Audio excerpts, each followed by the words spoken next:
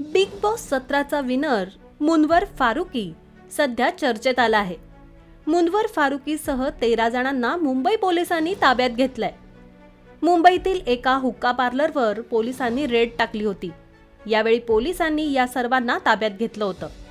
पोलिसांनी या प्रकरणी गुन्हा दाखल केला असून तपास सुरू आहे.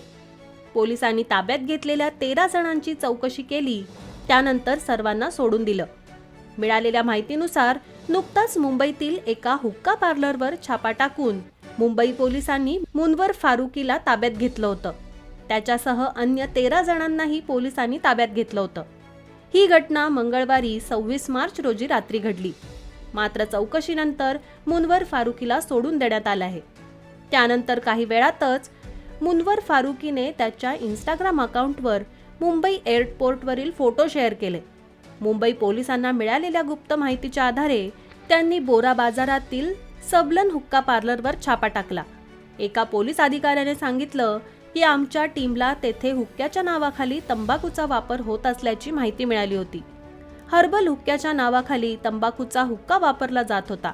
त्यांनी तंबाखूचा हुक्का वापरल्याचं सिद्ध झाल्यास त्यांच्यावर सिगरेट आणि इतर तंबाखू उत्पादने कायद्याअंतर्गत गुन्हे दाखल केले जातील.